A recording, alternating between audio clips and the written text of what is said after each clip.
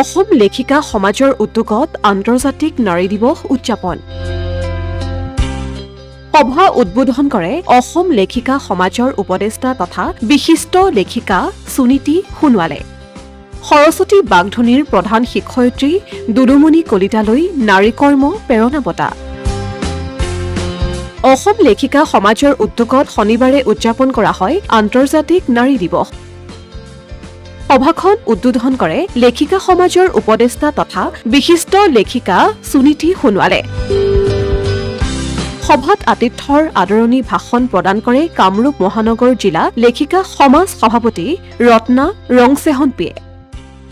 উল্লেখ্য যে 1910 চনত জাৰ্মান তথা আন্তঃৰাষ্ট্ৰীয় নেত্ৰী ক্লাবা জেটকিনে কোপেনহেগেনত অনুষ্ঠিত ইণ্টাৰনেশ্যনেল ছ'চিয়েল মহিলা সন্মিলনত 8 মাৰ্চৰ দিনটো আন্তঃৰাষ্ট্ৰীয় নাৰী দিৱস হিচাপে পালন কৰিবলৈ আহ্বান জনাইছিল আৰু তেতিয়াৰে পৰা আজি পৰ্যন্ত এই দিৱস উদযাপন কৰি আহিছে ইফালে দিনৰ 1 বজাৰ পৰা পদমী গগৈৰ পৌৰোহিত্যত অনুষ্ঠিত মুকলি সভাৰ মুখ্য অতিথিৰ আসন অলংকৃত কৰে বিশিষ্ট লেখিকা তথা সমাজ সেৱিকা ৰেখা বৰুৱাই সন্মানীয় অতিথি হিচাপে উপস্থিত থাকে বিশিষ্ট আইনবিদ নেকিবুৰ জামান আৰু শিক্ষাবিদ ডক্টৰ দয়ানন্দ পাঠক গুৱাহাটীৰ বীৰকুছিত অৱস্থিত সৰস্বতী বাগধনীৰ মুকবধিৰ শিক্ষা প্ৰতিষ্ঠানৰ প্ৰধান শিক্ষয়িত্ৰী দুলুমণি কলিতাক প্ৰদান কৰা হয় নাৰী কৰ্ম প্ৰেৰণা বঁটা এই বঁটাত আছে গামোচা পাটৰ চেলেং শৰাই জাপি স্মাৰক প্ৰমাণপত্ৰ অন্যান্য আৰু নগদ 10,000 টকা আনহাতে অসম লেখিকা সমাজৰ সাংগঠনিক ক্ষেত্ৰত আগবঢ়োৱা অৱদানৰ বাবে 31 গৰাকী লেখিকা বিভিন্ন বঁটাৰে সন্মানিত কৰা হয় কুইন হাজৰিকা আৰু পাপৰি কলিতাক লেখিকা সমাজৰত্ন বঁটা প্ৰদান কৰা হয় সাংগঠনিক পাৰদৰ্শিতা বঁটা প্ৰদান কৰা হয় এই মুকলি সভাতে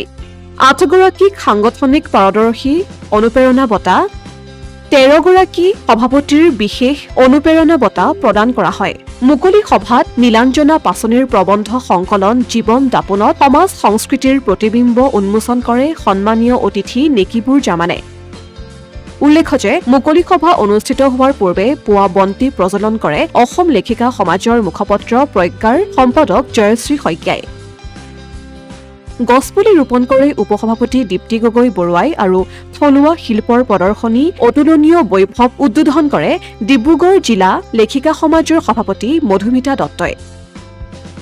নাৰী দিৱস উপলক্ষে প্ৰস্তুত কৰি উলিওৱা প্ৰাচীৰ পত্ৰিকা উন্মোচন কৰে পূৰ্বৰ আমন্ত্ৰণৰ বিষয়া তথা সমাজ সেৱক দিনমণি ভাণ্ডাৰ কায়স্থই প্ৰাচীৰ পত্ৰিকা উন্মোচনী অনুষ্ঠানত বিশিষ্ট অতিথি হিচাপে উপস্থিত থাকে অসম সাহিত্য সভাৰ কোষাধ্যক্ষ মিহিৰ বৰুৱা আৰু কামৰূপ মহানগৰ জিলা সাহিত্য সভাৰ নৱনিৰ্বাচিত সভাপতি প্ৰফুল্ল বৰ্মন আনহাতে দিনৰ 11 বজাত অনুষ্ঠিত হয় এখন মনোজ্ঞ আলোচনা চক্ৰৰ বিষয় আছিল নাৰীৰ সমঅধিকাৰ আৰু স্বাৱলম্বিতা আলোচনা চক্ৰখন সঞ্চালনা কৰে কাৰ্যকৰী সভাপতি বেনু মহন্তই আৰু আলোচক হিচাপে অংশগ্ৰহণ কৰে প্ৰীতি হাজৰিকা কবিতা গগৈ গোহাঁই মাধুৰী দাস অৰুন্ধতী কোঁৱৰ পকেজা দাস আৰু প্ৰতিভা দেৱী দস্তিদাৰে জাতীয় সংগীতেৰে সামৰণি পৰা অনুষ্ঠানটোৰ আধাৰে প্ৰবীণ সম্পাদক বৰ্ণালী দত্ত বৰাই অসমীয়া প্ৰতিদিন ডিজিটেল ডেস্ক